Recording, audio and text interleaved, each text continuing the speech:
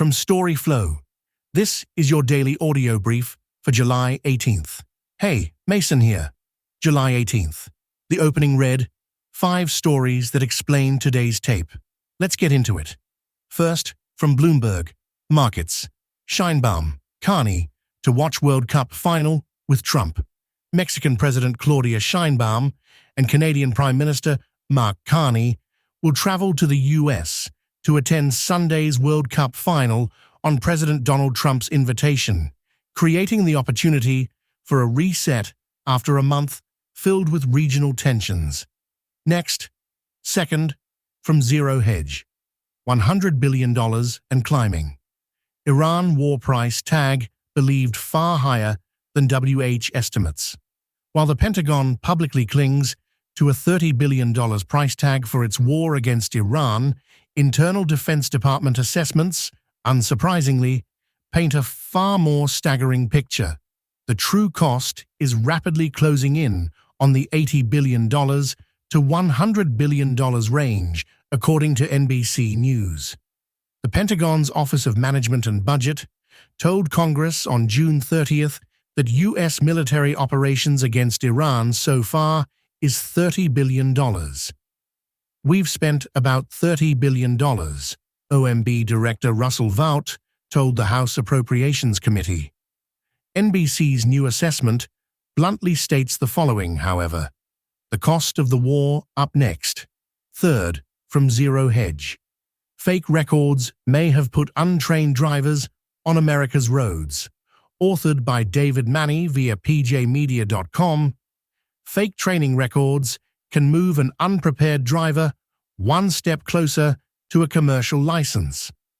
Transportation Secretary Sean Duffy and Homeland Security Secretary Markwayne Mullin are now investigating about 75 entry-level driver training schools suspected of doing exactly that.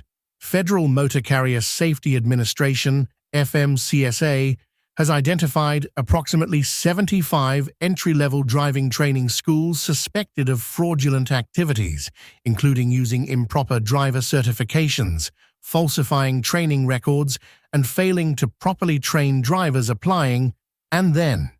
Fourth, from ZeroHedge. Russia expresses alarm over deepening NATO-South Korea ties. Moscow and Pyongyang have quite obviously deepened their relations in unprecedented ways over the past years since the Ukraine war began, and this has been most on display with the transfer of thousands of North Korean troops in support of Russian forces, and DPRK soldiers even losing their lives while fighting Ukraine. So it's only to be expected that Russia side with North Korea in the long-running conflict and standoff with South Korea. Next, fifth, from ZeroHedge, Israel advances plan for Palestinian prisons with crocodile-filled moats. The Israeli government has stripped Nile crocodiles of their protected status, paving the way for a proposal to build a detention facility for Palestinians surrounded by the reptiles, Israeli media reported on Thursday. Environment Minister Idit Silman signed a decree on Wednesday reclassifying Nile crocodiles as a specially managed wild animal, a new legal category that allows the state to keep the animals for security purposes, according to Israeli news site Ynet. Up next. Sixth, from Inc.com. Chili temps hurt.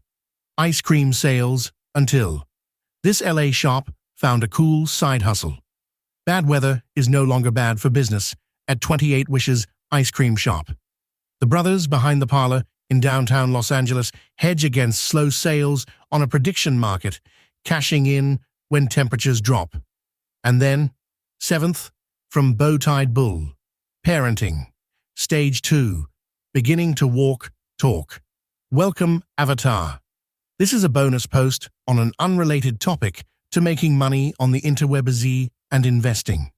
If you're uninterested, just move on, and if you need it in the future, it'll be right here. From Part 1 on parenting, source, we gave a quick high level on what to do. Next, eighth, from 10x Research Market Updates, is Bitcoin repeating its 2022 bottom? Bitcoin's bull and bear markets tend to look similar, though each cycle is unique in its own right. What repeats most consistently are the technical setups and the way markets react to certain macro events and narratives. Up next, ninth, from Business Insider. The mayor of San Francisco has a message for AV companies. Prove it before you deploy it. San Francisco Mayor Daniel Lurie urges stricter AV regulations after major disruptions.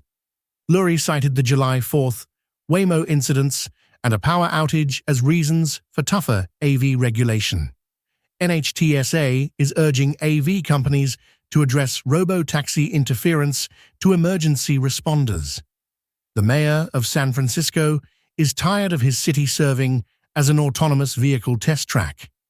In a letter sent to California transportation regulators on Wednesday, Daniel Lurie called for new statewide standards governing how autonomous vehicles respond during major disruptions, saying that stricter measures will strengthen the AVI and then. 10th, from Maria Bonner. Another win for Argentina. Salta, Argentina, July 17th, 2026. Dear reader, on Wednesday afternoon, we drove into Angastaco, a dusty mountain town about a 30-minute drive from the ranch. It was dustier than usual because of the winter winds, and the air blew hot and dry, sort of like a hairdryer filled with sand and dirt. We hustled into the local cafe to watch the Argentina versus England match. There were 2 TVs in either of the corner of the small room. We snagged the only table left, a 4-top. That's the read. Watch the tape, ignore the noise. Back tomorrow. That's your brief. Find every story and claim your own free feed at storyflo.com.